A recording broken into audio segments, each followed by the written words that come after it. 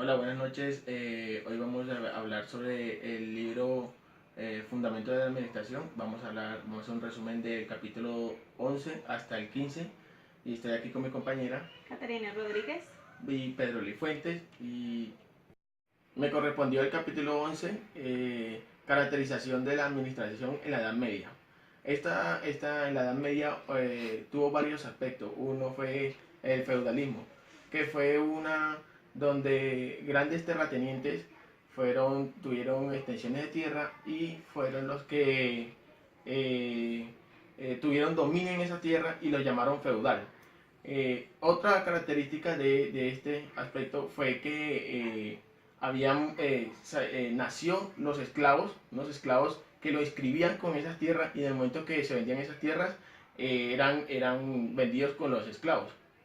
El feudalismo tenía una comunidad que era como cabeza principal el feudal, luego eran los criollos, luego eran los esclavos y por último los campesinos, que esta organización la llamaron señorial. ¿Sí? Otro aspecto de la Edad Media fue el gremio de artesanos y asociación de comerciantes, que ellos nacieron cuando se crearon las grandes ciudades, ¿sí? Que también se llamaban burdos, que ellos nacieron por la necesidad de esas ciudades grandes que se nacieron y se distribuyeron y se organizaron para los trabajos de esos mismos. Otro aspecto después de eso se llama la Iglesia Católica, que se encargó cuando se acabaron el Imperio Romano, ¿sí? Ellos se apoderaron y hicieron una organización, un sistema centralizado donde la cabeza principal era el Papa, después venía el obispo y por último el párroco, que ellos se apoderaron de las tierras y empezaron así a tener grandes cargos como lo de los feudales, se apoderaron de las tierras, consejeros, asesores, en fin. El otro capítulo que me correspondió a mí fue el de la manifestación de la administración en la edad moderna y en la edad contemporánea. En esta época hubo varios acontecimientos que surgieron en esa época. Uno fue el descubrimiento de América en 1492, otro fue el de la Revolución Francesa en 1789 y otro fue también como el de la Renacimiento, y otro acontecimiento importante fue el del mercantilismo, que se encargó de comercializar entre las naciones y colonias, ¿sí? Esos productos de piedras preciosas que se daban en esa región. Esto hizo que los grandes reyes desplazaran un poco a lo que eran los feudales y asimismo apoderarse ellos de esos territorios y poderes que habían ahí, ¿sí? Eso fue más que todo lo que fue la parte del mercantilismo. Y otro aspecto importante de esa época fue el cameralismo, que se encargó de los conjuntos de teorías, métodos y metodologías administrativas que se encargaban de practicar los alemanes, lo hacían para tener un Estado más eficiente y más eficaz. Buenas noches.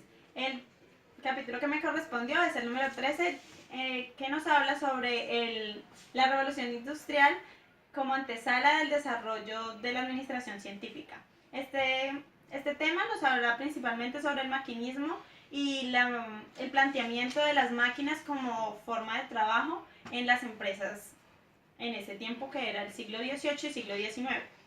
Ahí se empezó con la revolución industrial, inició con el planteamiento de la máquina de vapor, que este fue lo primero que se hizo con la revolución industrial, que era para reemplazar a los obreros y implantar las máquinas para el trabajo y pues dejar de utilizar tanto la mano de obra de los empleados. Entonces, pues esto nos trajo varios problemas para las empresas, porque hubo una lucha de poderes entre los obreros y los patronos, que eran los que querían cambiar el método de trabajo y pues quitarles la posibilidad a los obreros de tener más horas o extensión de horarios. La principal actividad para la revolución industrial fue la máquina de vapor, y de ahí se extendieron varias cantidades de nuevos inventos y cosas que hicieron crecer la revolución industrial, tales como los automóviles, los aeroplanos, la energía eléctrica y entre otros. La revolución industrial se divide en tres. La primera parte, que es la máquina de vapor; la segunda parte, que son los aeroplanos y automóviles; y la tercera parte, que es el descubrimiento de la energía atómica y la electricidad. El siguiente capítulo que me correspondió es el número 14 y este nos habla de la búsqueda de soluciones a los conflictos del capital de trabajo. En este capítulo nos habla de la repartición de roles en las empresas, donde se selecciona el rol del empleador, el trabajador y el Estado para poder plantear la idea de que cada uno haga su distribución de tareas y no estén en conflictos constantes. Para esto se utilizó la economía como disciplina encargada de la distribución, organización y consumo de los bienes, es decir, que se encarga de administrar el dinero y los bienes y activos que tenga el ente económico para poder tener los roles definidos y que no se mezclen entre sí y no vuelva a pasar lo que sucedió en la Revolución Industrial, que hubo el conflicto gracias a la nueva implantación de que querían incrementar los empleadores ante los obreros.